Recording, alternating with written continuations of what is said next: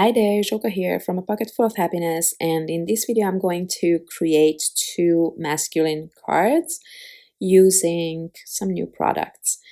Um, so I started out by cutting the panel for the color panel for my first slimline card, and I am adding some lines with my bone folder just to give it a bit of interest and texture.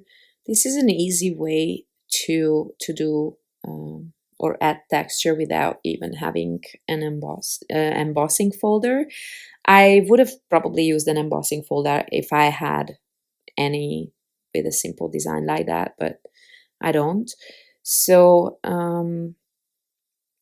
now I'm adding this panel to my card, and then I start working on my design, for which I chose a few different colors, yellows, oranges, blues, and grays. I thought this would be a good combination for men.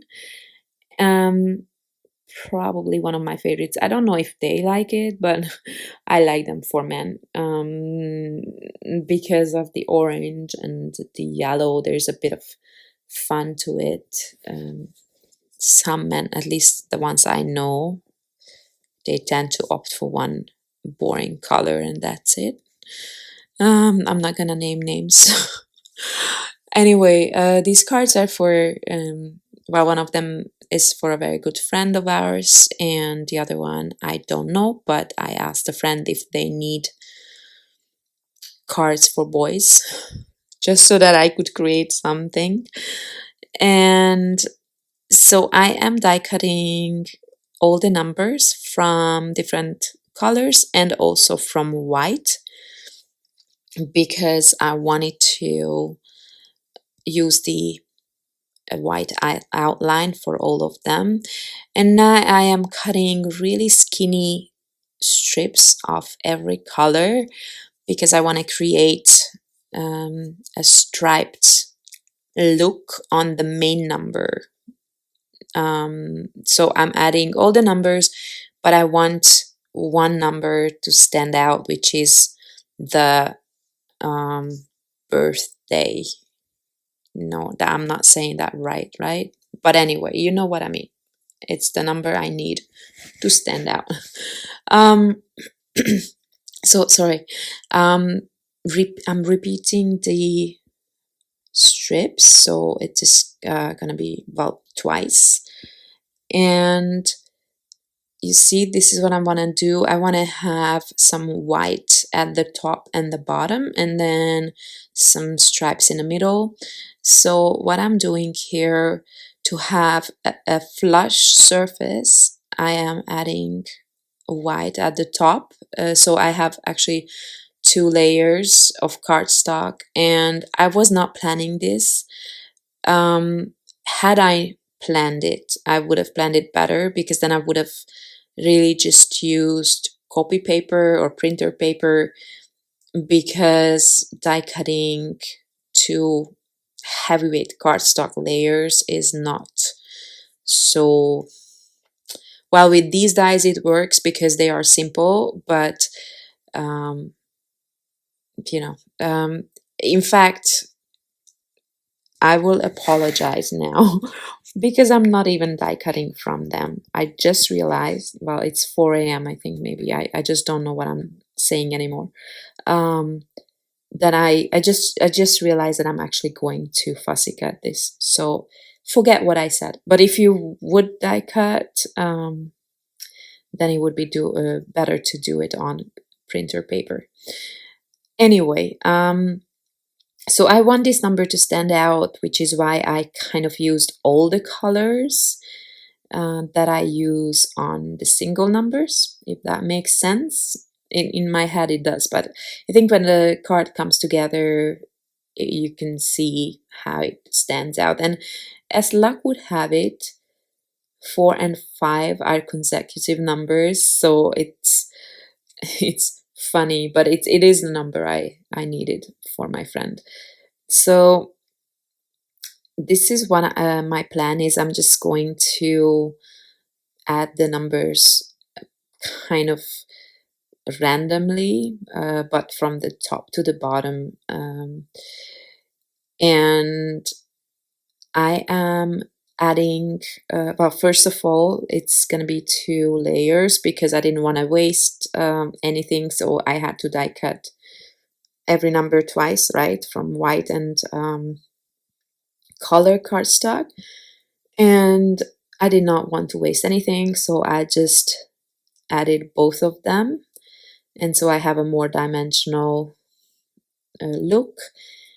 And then I'm already working on the second card in the meantime.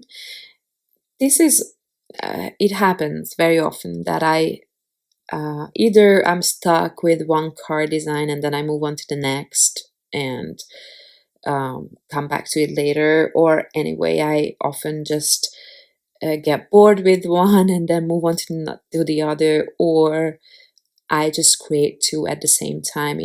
It happens. Normally, I never do a card from start to finish and then move on to the next. So this is my second card, and this one is super simple, but because this is for a 16-year-old boy, and I asked my son, who is um, turning 14 this year, I asked him what kind of card would be okay, and he was just saying nothing more than this that it should not have any, you know, anything complicated on it. So there's a lot of white on it for my taste, but I guess it's simple. So now I'm just trying to figure out what angle I want to use for those stripes. And now that I'm looking at it, I actually really like the angled design. I don't know why I did not go with that. And again, I'm adding some fold lines for texture. And then I'm trying to figure out where I should place these stripes. And yeah, I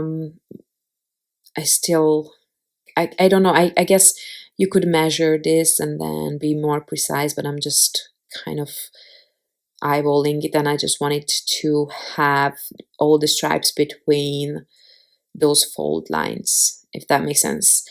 And then I centered it, I marked it with a pencil just so I know where I have to go. And of course, I did not do fold lines there. That's why I kind of tried to figure it out while I was doing the fold lines. And then I decided to go from the inside out with the colors, if that makes sense. So I did not repeat them twice as I originally planned, but instead I placed the 2 grays in the middle, and then I'm going from the inside out with the other colors. I don't know why I decided to do that. I guess I just wanted to do something different. And now I'm gonna trim it down, and in fact I'm going to trim off more than I originally planned, just so that I have, I thought I want to add a little bit more dimension, and for that I was gonna use this foam sheet, but then I wanted that panel to be like just slightly smaller than the background, so that it stands out even more.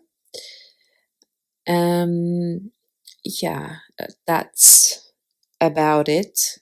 And then I only will add the number, and that's it. So I don't know. I just gave the card to my friend today, so I have no idea but when the boy is gonna get it. So I probably will not hear if he liked it at all, but it's okay. I just needed somebody to create a card for. Then I decided to add the outline as well for the number, but then not for the hashtag, not just because I probably didn't even have space for that, but I wanted the hashtag to stand out on its own so that it's a bit different than the number itself, if that makes sense. Um, and then I'm adding a few more layers of white die cuts in the middle, again, just to add a little bit more texture. You know, if it's white on white, I feel like it needs texture, dimension, and, you know, just so that everything stands out and pops. So that card is done. That was a very simple card. And then I'm coming back to this one. By now I glued down all those numbers and fussy cut them out and placed them in a way that I wanted to glue them down on my panel. And just so that my number stands out even more, I'm adding foam tape to that, the 45 I mean. And then I'm not going to add foam tape to the rest of the numbers, of course. So I am gluing this down, and then I try to position each number the way I feel like they should be. And then later, excuse me, once I've done that, I realized that I could have spaced them out a little bit differently, because it felt like, especially in one spot, it felt like that there is that it's empty, and it doesn't seem intentional somehow. So then I started thinking about ways I could add something that fills out that space, something that is not enamel dots that I did not want to add for a guy, I think. So I figured that I could maybe use the birthday banner die, or at least the letters from the die, and I could fill the space. But then I realized that there's gaps everywhere. So what should I do? So you will see in a second what I decided to do. And then I also added happy birthday to this simple card. I actually thought that I was done with it already. So now here I am, and trying to play with the letters, how I should space them. And then I all of a sudden thought, okay, then why don't I use them like enamel dots, right? I can put them everywhere, and it kind of goes from top to bottom, all the letters, so they are in order, and they fill out those spaces, I think. And now for the other one, I also die cut those letters from blue, because I decided to that I need those letters to pop or to stand out. I did not want to leave them white. And now I am gluing down all these little letters, and I do remember that some of them I placed in a way that I later didn't like, but what's done is done. It's just card making, right? um, I layered up these letters again just so that they pop more. I probably could have die cut them from blue twice, but for some reason, for layering, I always use white cardstock. I don't know why, because it's not cheaper than the colored cardstock, so that's not the reason.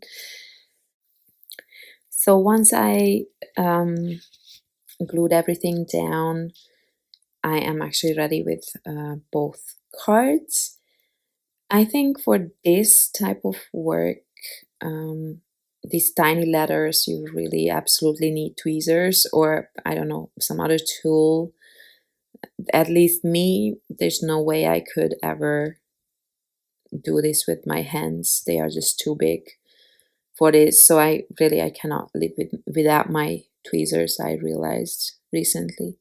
I don't know why my white keeps changing. I think my camera cannot deal with all the white. It's sometimes yellow, sometimes gray. I hope it doesn't bother your eyes too much. Okay, so here's the two cards. I hope you like them. I hope I could give you some ideas. Thank you very much for watching, and I hope to see you next time. Bye bye.